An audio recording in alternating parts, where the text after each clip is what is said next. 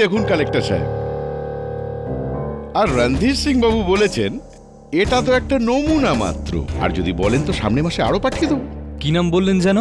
আগে রণধীর সিং বাবু। আরে না, আপনার। আগে আমার নাম ফুলচাঁদ। ফুলচাঁদ বাবু। আগে ফুলচাঁদ বাবু, কাল আপনার রণধীর সিং বাবু কি করছেন? ফ্রি আছেন, একদম ফ্রি আছেন। যদি বলেন তো কালকে ওনার ফার্ম হাউসে ডিনারের ব্যবস্থা করছি, বৌদিকে নিয়ে আসুন। বাস ডিনার? আরে আপনার কাছে আর কিসের লজ্জা, হুকুম করুন, যা বলবেন পাঠিয়ে দেবো। আচ্ছা, যা বলবো। হ্যাঁ নিশ্চয়ই। কিন্তু কালও আমার একটু অসুবিধা মনে হচ্ছে। কেন?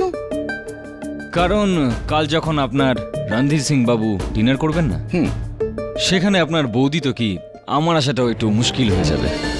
কারণ কাল আপনার রণধীর সিং বাবু ডিনার করবেন জেলের লক আপে।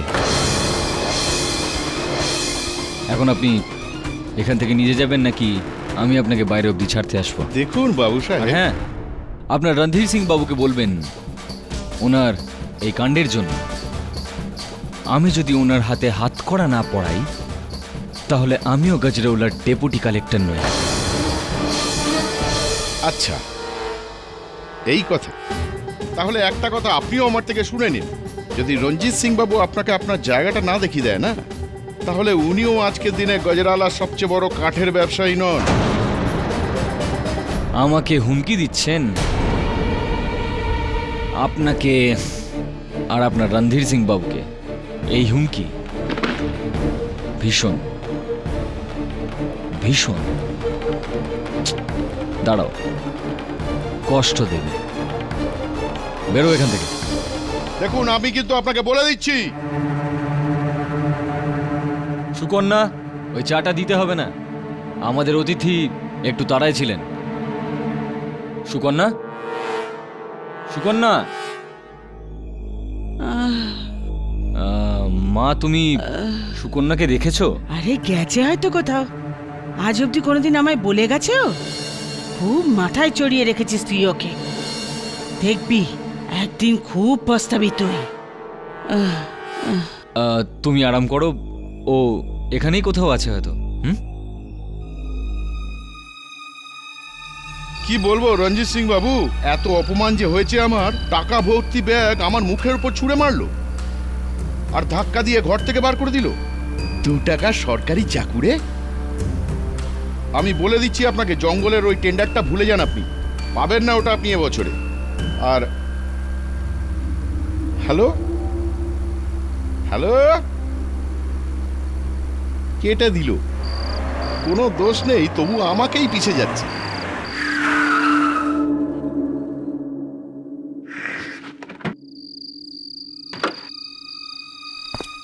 দিনটাই খারাপ ছিল আজ। ওই কালেক্টর, এই পাথর কি কি আর দেখাবে ঠাকুর।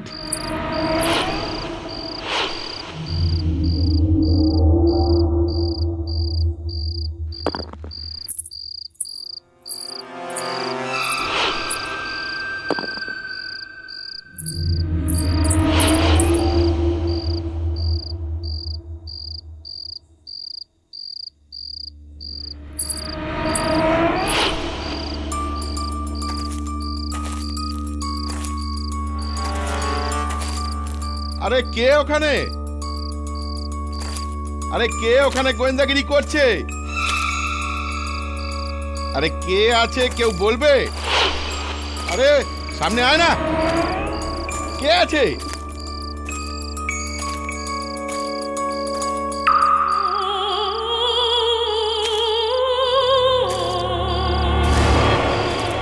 আরে কে আছে রে?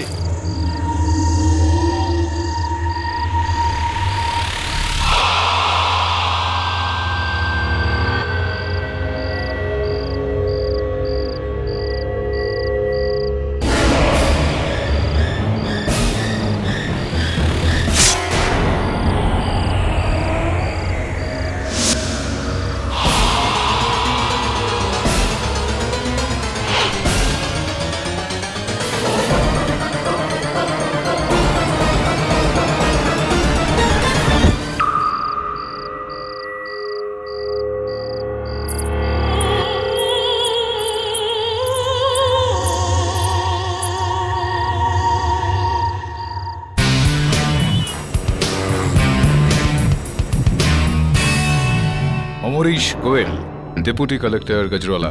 বলুন এখানে কেন এসেছেন? আজমের থেকে 2 মাস আগে আমার এখানে পোস্টিং হয়েছিল। যবে থেকে আমি ওখানে গেছি তবে থেকে ওখানকার ভ্রষ্টাচারের বিরুদ্ধে ঠিক করে লড়তেও পারছিলাম না যে আমার স্ত্রী সুকন্যা গজরৌলা সব থেকে বড় ঠিকাদার রণধীর সিং এর লোক ফুলচাঁদ, তার হত্যার অভিযোগ লেগেছে ওর উপর। এটা থেকে তো এটা জানা যাচ্ছে যে আপনার স্ত্রী একজন গৃহবধূ।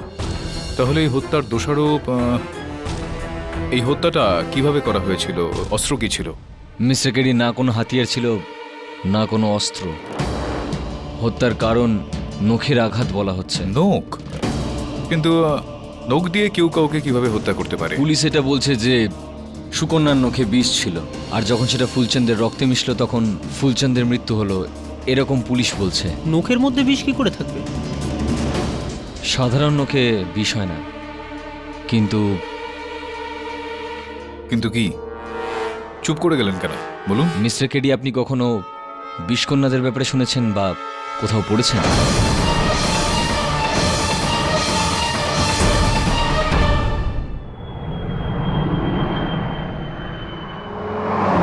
বিষকন্যাদের বিষয়ে একটা অনেক পুরনো গল্প আছে। বলুন। শোনা যায় যে মৌর্য সাম্রাজ্যে কন্যাদের বালিকা অবস্থা থেকেই বিষ মিশিয়ে বড় করা হয়, যাতে তারা ছুঁয়ে দিয়েই শত্রুদের হত্যা করতে পারে। You mean female assassin? হ্যাঁ, এরকমটা বলতে পারিস তুই। রাজারাজরা তাদের দরবারে ওদেরকে রাখত, আর ওই মহিলা তার নিজের সৌন্দর্য দিয়ে শত্রুদের মন্ত্রমুগ্ধ করে ওদেরকে হত্যা করত। কিন্তু স্যার, এসব কথাগুলো আজকের যুগে আবার কেন বলা হচ্ছে? একজন আইএস অফিসার স্ত্রীকে বিষকন্যা বলাটা শুধু গেঁয়ো নয়, বোকা বোকা কথা। সুকন্যা নামটা তো খুবই সাধারণ। নামটা সাধারণ হলেও এই গল্পের পেছনে বাস্তবিকতা কি আছে এটা তো গজরাওয়ালা পৌঁছেই জানতে পারা যাবে।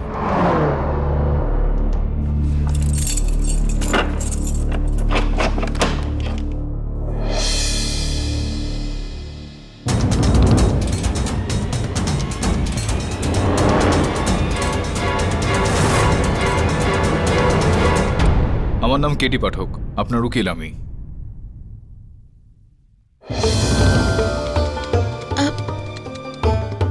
কেডি সাহেব, আপনি আমায় এসব থেকে বাঁচিয়ে তো নেবেন না? এইসব লোকগুলো আমার উপর এক অদ্ভুত দোষারোপ করছেন।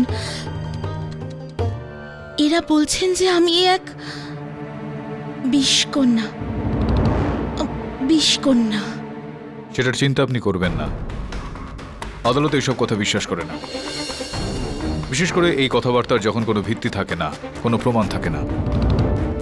এটা বলুন, যেদিন হত্যা হয়েছিল সেই রাতে আপনি কোথায় গিয়েছিলেন? আপনার স্বামীর বক্তব্য যে আপনি ঘরে ছিলেন না। আগে ওই আমাদের বাড়ির পেছনে যে জঙ্গলের রাস্তা আছে, আমি ওখানেই গিয়েছিলাম তুলসীর পাতা আনতে।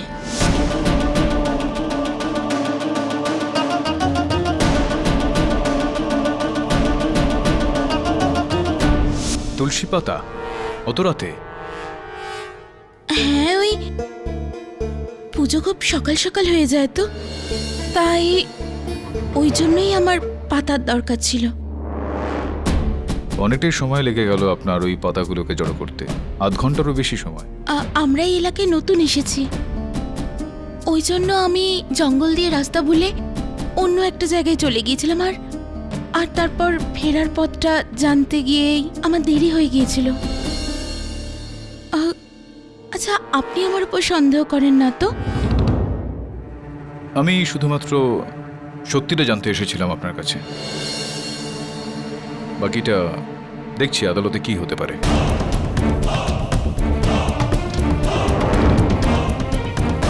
2 মাসের বিয়ে আর তারপরেই বরবাদি? শুনে খুব আফসোস হলো। বিষকন্যা?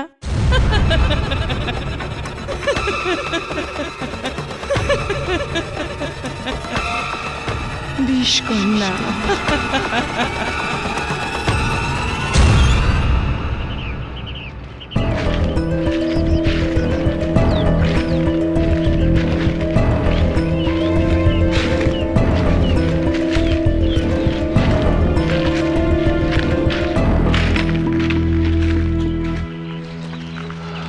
তো হাওলদার বাবু, এখানে কি ফুলচাঁদের লাশ পাওয়া গেছিল?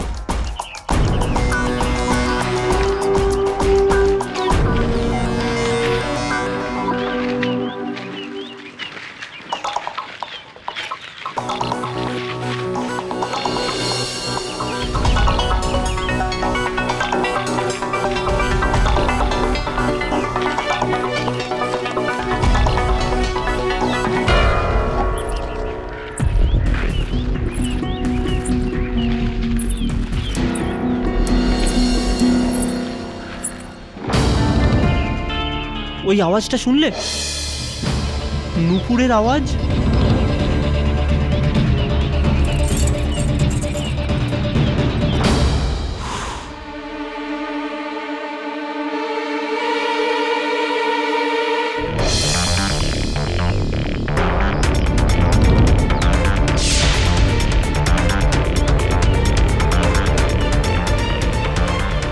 Super glue.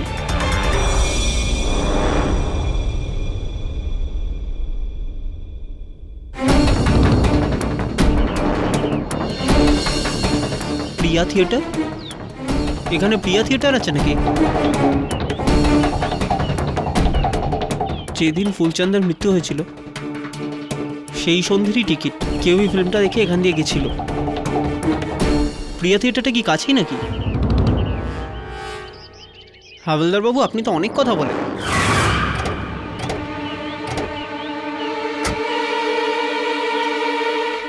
গজরালায় পাঠক সাহেব আর আপনাকে স্বাগত বলুন। আমি রণধীর সিং, এখানকার খুব ছোট একজন ঠিকাদার। ও, তো ফুলচাঁদ বলে যিনি মারা গেছেন? আগে হ্যাঁ, দুর্ভাগ্যবশত ও আমারই ম্যানেজার ছিল। নির্মমভাবে মারা গেল বেচারা, বিষকন্যার চক্করে।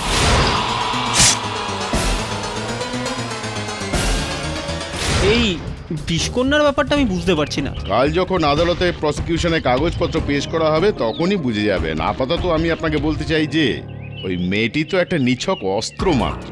আসল হত্যাকারী তোর স্বামী, যে আমার লোকের পিছনে পাঠিয়েছিল ওর নিজের বউকে মারার জন্য আপনাদের ওই ডেপুটি কালেক্টর অমরিশ গোয়েল। দেখতে তো খুবই সাদাসিধে, কিন্তু আসলেও ধুরন্ধর। আমি আপনাকে হুঁশিয়ার করে দিচ্ছি যে আপনি ওর থেকে সাবধানে থাকবেন। এখন তাহলে চললাম। আর হ্যাঁ, যাওয়ার আগে আপনাকে আরো একটা পরামর্শ দিই, ফিরে যান আপনি মুম্বাইতে, নয়তো ওই স্বামী স্ত্রীর জালে জড়িয়ে পড়বেন আপনারাও।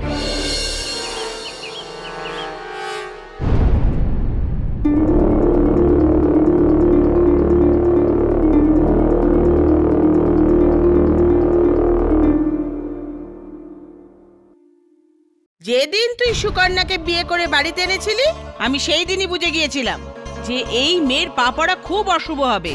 আরে কতবার বলেছিলাম যে উর্বশীকে বিয়ে কর, কিন্তু তুই আমার একটা কথা শুনলি না। এটা জেনেও যে ওর অতীতটা কত খারাপ, তবুও তুই ওকে বউ করে নিয়ে এলি। মা, তুমি বুঝছো না কেন? সুকন্যা নিজের অতীতকে একদম ভুলিয়ে ফেলেছিল, একদম বদলে গেছিল। আরে ও অতীতকে ভুলে গিয়ে থাকলে এসব কি হচ্ছে? লোকে ওকে বিষকন্যা কেন বলে? বিষকন্যার মানে বুঝিস কি হয়? একেবারে জীবন্ত বিষের দোকান। মা মা মা মা ওকে উল্টো পাল্টা কথা বলা বন্ধ করো। আমি জানি যে সুকন্যা একেবারে নির্দোষ ছিল।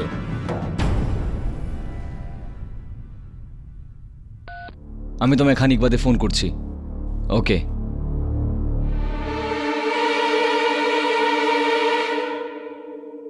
মা এখন বৈদেহী, মানে বলতে চাইছি যে সুকন্যার ব্যাপারে সব উল্টোপাল্টা কথা বলা বন্ধ করো। আমার জানা আছে যে সুকন্যা তোর উপর জাদু করে রেখেছে, সেই জন্য তুই কারোর কথা শুনিস না। দেখবি একদিন তুই নিশ্চিত পস্তাবি। মা দাঁড়াও। কেন? এটা কি করছো? কাশির ওষুধ খাচ্ছি। মা, এটা কাশির ওষুধ নয়, এটা বিষ। মা, বিষ এখানে কি করে এলো?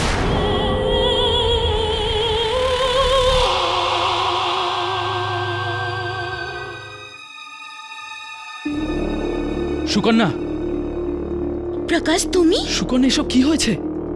তুমি এসব চিন্তা করো না, সব ঠিক হয়ে যাবে। আমি এসে গেছি না? আমি তোমার সঙ্গে রয়েছি, ঠিক আছে?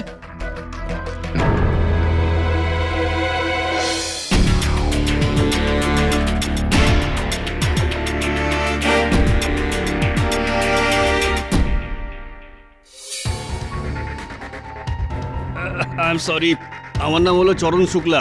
নমস্কার শুক্লাবাবু, আপনার তো খুব বাজেভাবে কাশি হয়েছে, কিছু নেন না কেন? আরে এটা তো খুব সামান্য ব্যাপার, কিন্তু এই কেসটা কিন্তু সাধারণ নয়। আরে দূরে সরে যাওয়ার থেকে, তুমি যদি ভুল করে ছুঁয়ে ফেলো না, এক্ষুনি দাঁড়িয়ে দাঁড়িয়ে মরে যাবে। শোনোনি, বিষ কন্যা ও।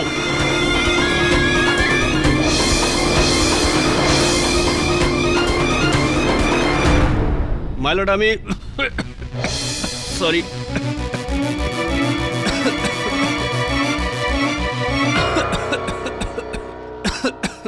আমি দুঃখিত, এই জঘন্য কাশি। মাইলট, আমরা সরাসরি পয়েন্টে চলে আসি। 3 ডিসেম্বরের রাতে 10:30টার সময় শিল্পালাল আর ফুলচাঁদজি ওনার গাড়িতে গজালাগাঁওয়ের জঙ্গল থেকে পাস করছিল। হঠাৎই ওনার গাড়ির সামনে একটা পাথর এসে পড়ে, আর যখনই উনি গাড়ি থেকে নেমে পাথরটাকে সরানোর চেষ্টা করলেন, তখন এই মহিলা সুকন্যা গোয়েল ওনার উপর ঝাঁপিয়ে পড়ে আর ওনার হাতে নিজের নখ দিয়ে আঁচড় কেটে দেয়। এই দেখুন।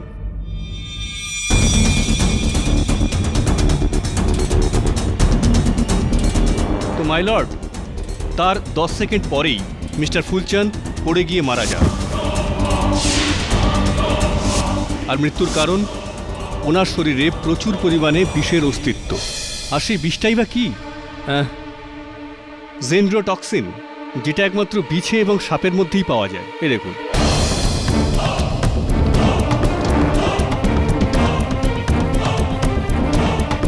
আর এই বিষটা মিস্টার ফুলচন্দের শরীরে প্রবেশ করে ওই আঁচড়ের মাধ্যমেই। ওই দেখুন, যেখানে ওই নীল নীল দাগগুলো রয়েছে, এর থেকে এটাই প্রমাণিত হয় যে ওনার নখের মধ্যে বিষ ছিল। আর এটার সত্যতা প্রমাণ করে এই ডিএনএ রিপোর্ট, যাতে পরিষ্কার লেখা আছে যে মিস্টার ফুলচন্দের হাতে যে আঁচড়ের দাগ ছিল, সেটা ওনার নখেরই আঁচড়। ওনার নখে বিষ ছিল, এটা 100%। এর নখে বিষ আছে, এ বিষ কন্যা এই মেরেছে। অর্ডার, অর্ডার, বসে পড়ুন। ইওর অনার, নখ থেকে আঁচড়, আঁচড়ে বিষ, আর বিষের কারণে মৃত্যু, এই কথাটা আমার অহেতুক মনে হয়েছে।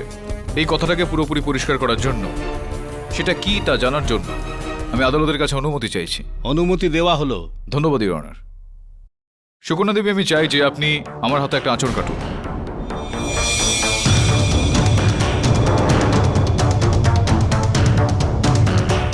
মিস্টার পাঠক, কি করছেন এটা?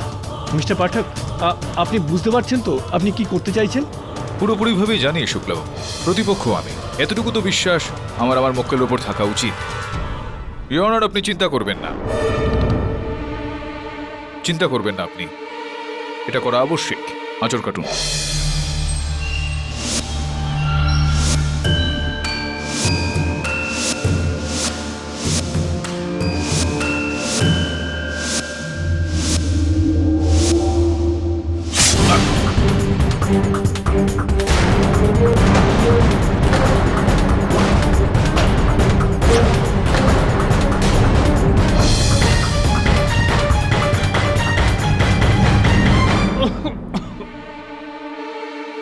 বয়ে যাওয়া সময়টার দিকে একবার নজর দেবেন শুক্লাবাবু। 5 সেকেন্ড, 10 সেকেন্ড,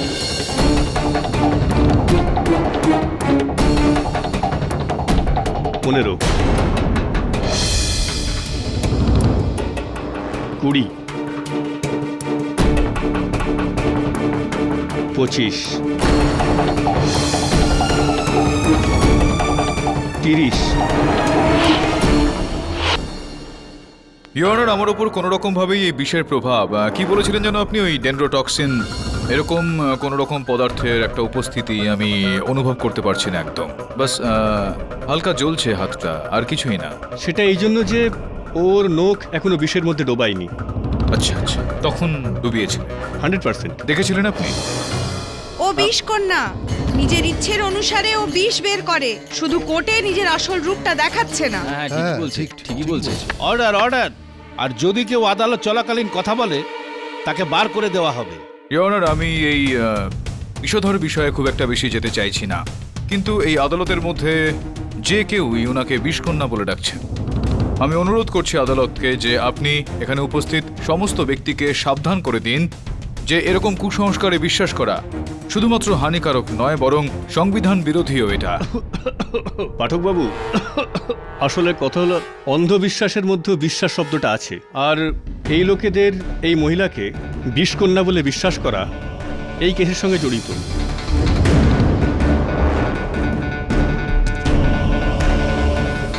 অতীত বলতে কি বলছেন? এটা একটা বিরাট ঘটনা, আর এটা সেই বলতে পারে যে ওকে কাছ থেকে দেখেছে। সেই জন্য আমি ওনার মামা বাবুকে ডাকতে চাই, শ্রী বটুকনাথ বাবু। সুকন্যার তখন 6 বছর বয়স ছিল। তখন ওর মা বাবা একটা দুর্ঘটনায় মারা যান। তখন থেকে আমি ওকে মানুষ করেছি। এখান থেকে 20 কিলোমিটার দূরে চিরলা গ্রামে। কিরোলা, যেটা সাপ আর বিছের জন্য প্রসিদ্ধ। হ্যাঁ হ্যাঁ সাহেব, ঘন জঙ্গল ওখানে। প্রত্যেকদিন সাপ আর বিছে কামড়ানোর ঘটনা ঘটত। তারপর আমরা গ্রামের সবাই সাপ আর বিছের বীজ দিয়ে ওষুধ বানাই, যেটা আমাদের বাচ্চাদের দিতাম, যাতে ওদের কোনো সাপ বা বিছে কামড়ালে কোনো রকম ক্ষতি না হয়। আমি ছোটবেলা থেকেই সুকন্যাকে ওষুধটা খাওয়াতাম। তারপর ওই সাপের বিষ যেটা ওষুধ হিসাবে সুকন্যাকে দেওয়া হতো, তখন ধীরে ধীরে ওর শরীর বিষে পরিণত হয়।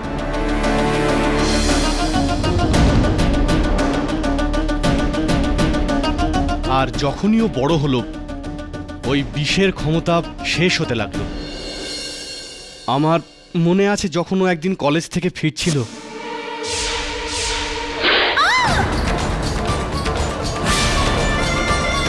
সাপ, সুকন্যা তাড়াতাড়ি ডাক্তারের কাছে চল। ঠিক আছে, কিন্তু এমনি ঠিক হয়ে যাবে। তোকে সাপে কামড়েছে। আমি বলছি না কিচ্ছু হবে না, এই বিষের প্রভাবে আমার কিচ্ছু হবে না, ঠিক হয়ে যাবে। চল। তারপর সাহেব 2 দিনেই ওর ঘা শুকিয়ে গেল। তারপর থেকে আজ অবধি সুকন্যার কোনো বিষের প্রভাব কোনোদিন পড়েনি।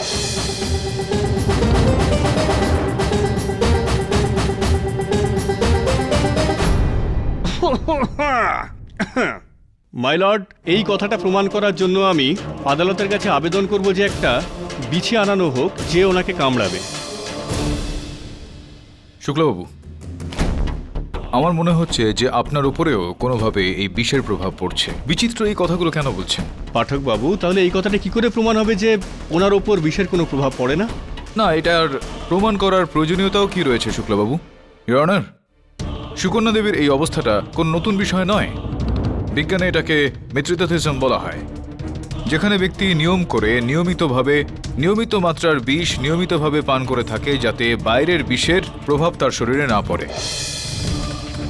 জু আর ওয়াইল্ড লাইফ স্যাংচুয়ারিতে শুক্লবাবু হামেশাই ওখানকার কর্মচারীরা এই বিষয়টা প্রয়োগ করে থাকেন। মিস্টার শুক্লা, আপনি আমাকে এবং এই বিছেকে দুজনকেই ছেড়ে দিন। আমি এসব আদালতের মধ্যে হতে দেব না।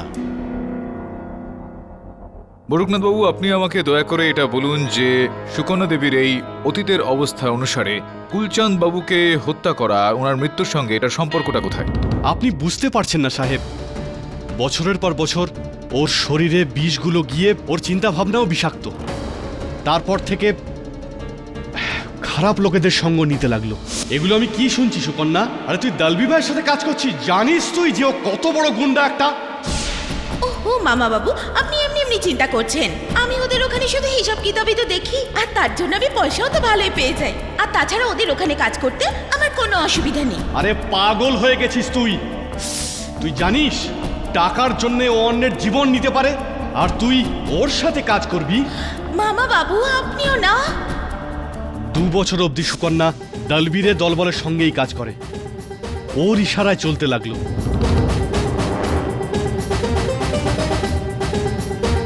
দলবি ধরা পড়ার পর যখন সুকন্যার ওপর কেস চলছিল, ওকে দোষী প্রমাণ করাই গেল না। আর ওই 2 বছরে দলবি ভাই বহু লোককে হত্যা করায়। উত্তম, অতি উত্তম। পাঠকবাবু, আজ থেকে 1000 বছর আগে চন্দ্রগুপ্ত মৌর্যের আমলে ওনার দরবারে এ ধরনের বিষকন্যা পালিত হতো, যাতে রাজার এক ইশারায় সেই বিষ দিয়ে নিজের শত্রুদের খুব সহজে মারতে পারে। আর এখন 2012-তে গজরোলার দলবি ভাই ওনার দরবারে এই মেয়েটি তেমনভাবেই পালিত হচ্ছিল ও রাজা, ওর এক ইশারায় যে কোনো কাউকে মারতে পারে ও। যুগটা নতুন, কিন্তু পদ্ধতিটা সেই পুরনো। শত্রুর মৃত্যু। এসব কি বলছেন আপনি? সুকন্যা এমন নয়। অর্ডার অর্ডার, আমি সাবধান করছি যে আপনি। জজ সাহেব, আমি কিছু বলতে চাই। অনুমতি দিচ্ছি। জজ সাহেব, আমি আর সুকন্যা ছোটবেলার বন্ধু। আমরা একসঙ্গে পড়াশোনা করেছি, একসঙ্গে বড় হয়েছি। আর মামাবাবু সুকন্যার ব্যাপারে যা কিছু বলেছে সব একদম ঠিক। সুকন্যার ওপর বিষের প্রভাব হয় না, আর ও হয়তো কোনো বাজে সঙ্গতে পড়েছে। কিন্তু তারপর জজ সাহেব, ওর জীবনে অমরিশ আসে, আর অমরিশের ভালোবাসা ওর জীবনটাকে বদলে দেয়। আগে জজ সাহেব, প্রকাশ একদম ঠিক বলছে। অমরিশের সঙ্গে দেখা করার পর আমি খারাপ পথ ছেড়ে দিয়েছিলাম। আমি নিজেকে একদম বদলে নিয়েছি। আর তারপরে আমি ইনার সাথে বিয়ে করে নিই। আপনি জিজ্ঞাসা করতে পারেন আমার স্বামীকে, আমি কি বিয়ে করার পর এনাকে অভিযোগের কোনো রকম সুযোগ দিয়েছি? জজ সাহেব, আমি আমার স্ত্রী সুকন্যার সঙ্গ মৃত্যু অবধি ছাড়ব না, কারণ আমি আমার স্ত্রী সুকন্যার উপর পুরো ভরসা করি। ও কারো খুনটুন করতে পারে না। এটা লাভ স্টোরি নয়, এটা মার্ডার স্টোরি। যদিও এই মার্ডারের কারণ একরকম ভালোবাসাই, কারণ তোমার স্ত্রী একজন এমন লোককে মেরেছেন যে তোমাকে হুমকি দিয়েছিল, আর ওনার নখের আঁচড়ের দাগ ওনার শরীরে। শুক্লাবাবু, আপনার নখ এই সময় কোথায় আছে? আমার হাতে। আপনার হাতে? তাহলে সুকন্যা দেবীর নখ নিশ্চয়ই তার আঙুলেই রয়েছে। হ্যাঁ, যেখানে থাকে আর কি। এরকমটা তো হতে পারে না নিশ্চয়ই যে সুকন্যা দেবী এক জায়গায় রয়েছেন, তার নখ অন্য জায়গায়। মানে? না, মানেটা হলো যখন ফুলচাঁদ বাবুর মৃত্যুটা হয় তখন সেই সময় সুকন্যা দেবী ওখানে ছিলেনই না শুক্লাবাবু। সেখান থেকে 6 কিলোমিটার দূরে গজরোলা বাগ রোডে তিনি ছিলেন। বেপাত্তা হয়ে গিয়েছিলেন বাড়িতে। বাড়ি যাওয়ার জন্য তিনি ঠিকানা খুঁজছিলেন। দুজন ব্যক্তিকে ইনি জিজ্ঞেস করেছিলেন। সর্বপ্রথম ইওর অনার মানিক রাম, যার গজরোলা বাগ রোডের ওপর একটা পিসিওর দোকান রয়েছে, যেখানে গিয়ে সুকন্যা দেবী ওনাকে ঠিকানা জিজ্ঞেস করেছিলেন। 3 ডিসেম্বর রাত 10:30টার সময় সুকন্যা দেবীকে আমি গাজরালা রোডে 3টের সময় দেখি। আমার পিসির দোকানে এসেছিল, আর ওখান থেকে ওনার ঘরের ঠিকানা জিজ্ঞেস করছিল।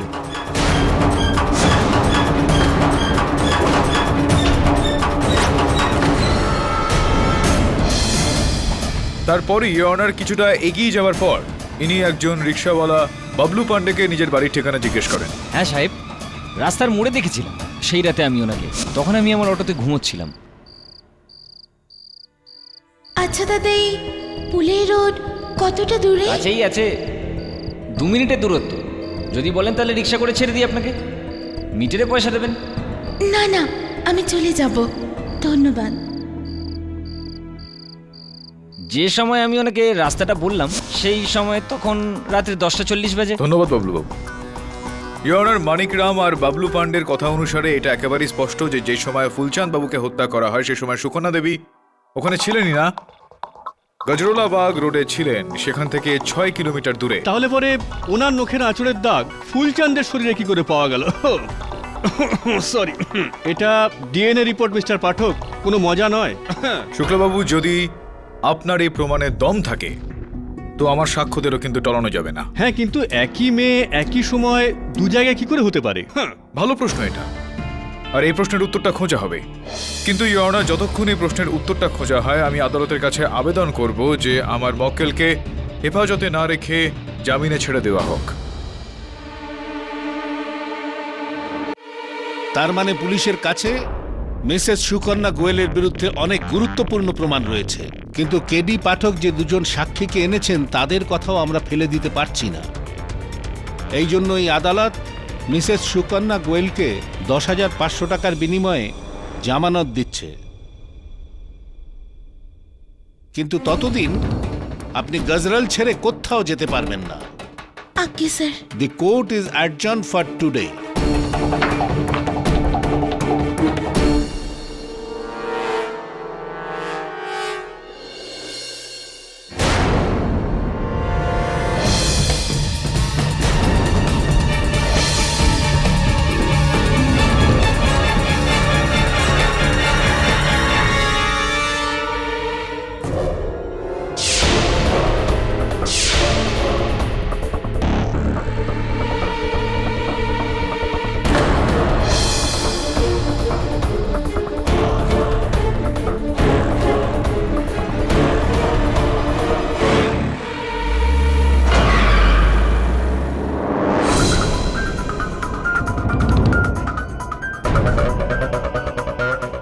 নমস্কার পাঠকবাবু। রণধীর সিং, ঠিকাদার, মনে হচ্ছে সত্যটা নিজের চোখে না দেখা অবধি আপনার বিশ্বাস হচ্ছে না। উঠে আসুন।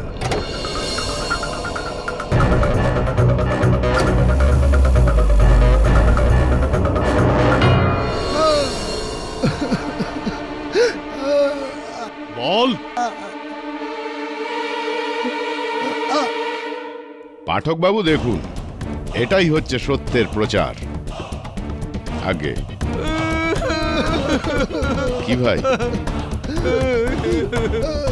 কিছু বলেছে? হ্যাঁ বস, বলছে পুরো তোতাবাকির মতো। এই বল, খোল। সাহেব, সাহেব আমাকে মাফ করে দিন সাহেব। আমি আদালতে মিথ্যে কথা বলেছিলাম। ওই রাতে সুকন্যা দেবীকে আমরা গাজারওয়ালা রোডে দেখিনি। আমরা ওনাকে প্রথমবার দেখলাম। এই মিথ্যেটা বলার জন্য আমাদেরকে মোটা টাকা দেওয়া হয়েছে। তোমাদের মিথ্যা সাক্ষী দেওয়ার জন্য টাকা কে দিয়েছিল? ডিউটি কালেক্টর অমরিশ গোয়েল, সুকন্যা দেবীর স্বামী। পাঠকবাবু, নতুন জায়গায় নতুন নতুন লোকের উপর বিশ্বাস রাখা কখনোই ঠিক কাজ নয়, এটা আমি আপনাকে আগেই বলেছিলাম। এই দুই স্বামী স্ত্রী কোনো বিষাক্ত সাপের চেয়ে কোনো অংশেই কম নয়। দুজনেই একসাথে জড়িত। এই কন্যা প্রথমে দেলভিরজির জন্য কাজ করত, আর এখন এ অমরিশ গোয়েলের জন্য কাজ করছে। এই বিষকন্যা নিজের মালিক বদলে নিয়েছে, চরিত্র না। কি পাঠকবাবু, আপনিও শিকারকে জঙ্গলে খোলা ছেড়ে রেখে দিয়েছেন শিকার করার জন্য? তাহলে মনে রাখবেন যে কারুরই নিস্তার নেই।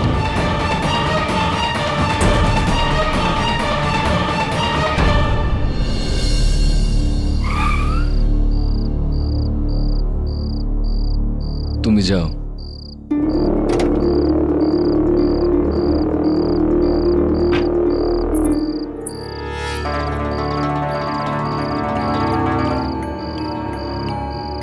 হ্যাঁ বৈদেহী, বলো।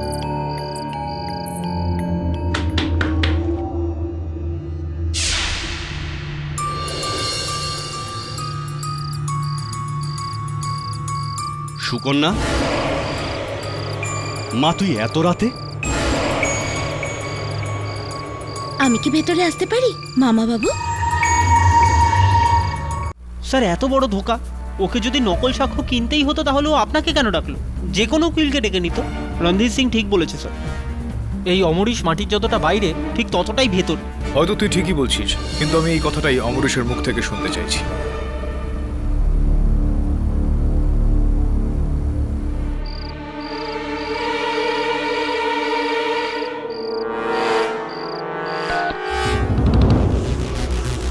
ফোনটা কেটে দিল।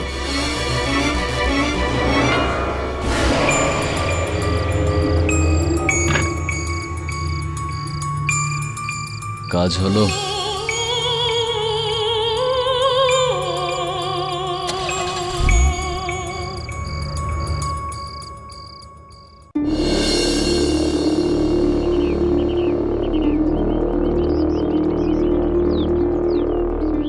স্যার, আমি সুকন্যার মামা বটুকনাথের বাড়িতে এসে গেছি।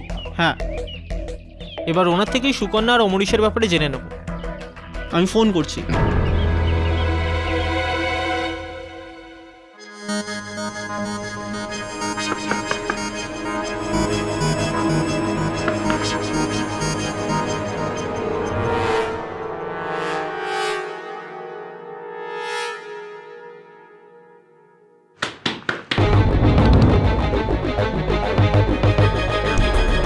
বটুকনাথ বাবু,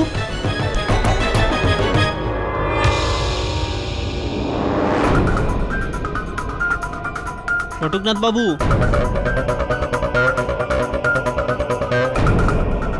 বটুকনাথ বাবু,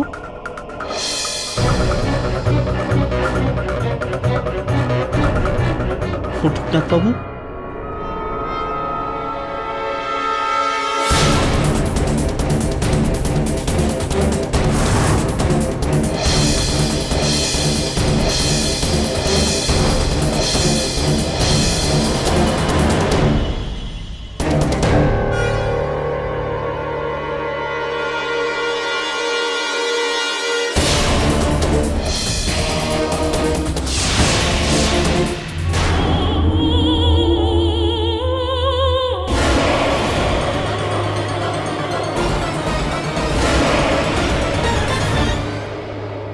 কে আপনি?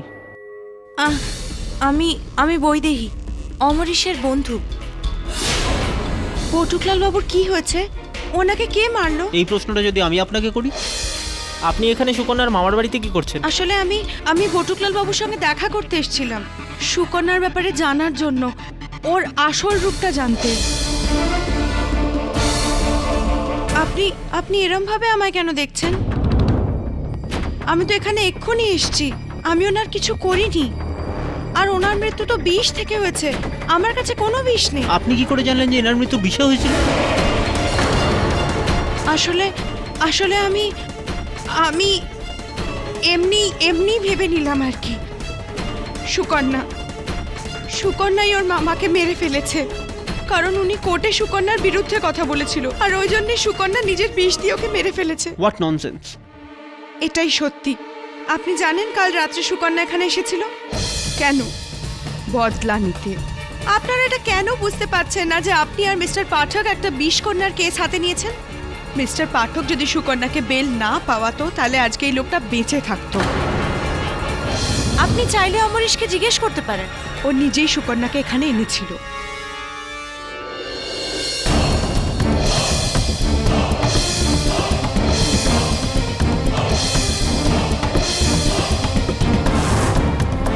স্যার আমায় ক্ষমা করে দিন স্যার, আমি ভুল করেছি স্যার। ওই দুজন উইটনেস যাদের আদালতে ডেকেছিলাম, ওই দুটো উইটনেসও মিথ্যে ছিল স্যার। মিথ্যা আর এই বাজে কথার অপেক্ষা আমি করি আমার প্রতিদ্বন্দ্বীর কাছ থেকে, অমরিশ আমার নিজের মক্কেলের থেকে নয়। আপনি যেই দুজন মিথ্যা সাক্ষ্যকে আদালতে পেশ করান, তাদের বক্তব্য শুনেই আমি আপনার স্ত্রীকে জামিনে ছাড়ানোর ব্যবস্থা করি। অমরিশ বাবু, মিথ্যার পায়ে কেউ বেশি সময় ধরে দাঁড়িয়ে থাকতে পারে না। আমি সিদ্ধান্ত নিয়েছি যে আপনার এই কেসটা ছেড়ে আমি মুম্বাই ফিরে যাব। না sir, KD sir please. Amrish জীবনে কখনো কোনো বাজে কাজ করেনি, না কখনো ঘুষ নিয়েছে, না কখনো ঘুষ দিয়েছে। স্যার, এই জন্য রণধীরবাবু ওর শত্রু হয়ে গেছে।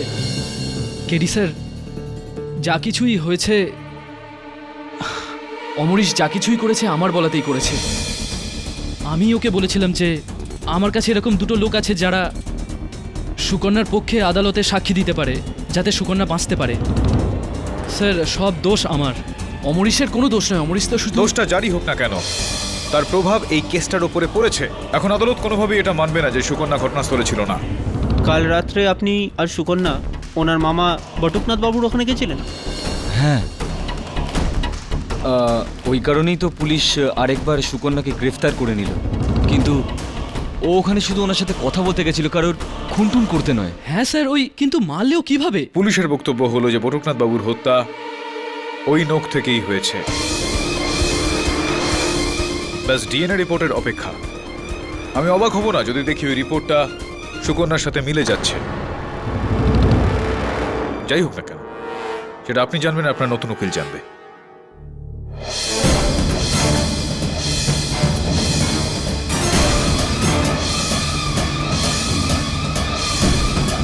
বলুন, এই ঝুমকো? স্যার, এই ঝুমকোটা তো ওই ঝুমকোটারই মতো, যেটা আমি বটুকনাথ বাবুর বাড়ি থেকে পেয়েছিলাম। এটা সুকন্যা দেবীর ঝুমকো? না স্যার, এটা সুকন্যার নয়, বরং এটা তো আমার মায়ের কানের দুল। কিন্তু এই কানের দুল বটুকনাথ বাবুর ওখানে কি করে গেল? প্রশ্নটা এটা নয় যে এই ঝুমকোটা কিভাবে বটুকনাথ বাবুর ওখানে পৌঁছলো। প্রশ্নটা হলো এই যে আপনার মা সেখানে কি করছিলেন। মাসিমা, আপনি কালকে বটুকনাথ বাবুর বাড়ি গিয়েছিলেন? না বাবা। আপনিও মিথ্যা কথা বলছেন। মনে হচ্ছে আমাকে আরো কিছুটা সময় এখানে থেকে এই কেসটার সঙ্গে যুক্ত থাকতে হবে। আর কিছু না হোক, আমার জিজ্ঞাসাগুলো একবার জানার জন্য, এই খোঁজটা নেওয়ার জন্য যে বিষকন্যা বলে কিছু আছে না না, আর যদি থাকে তো সেটা সুকন্যা নাকি অন্য কেউ।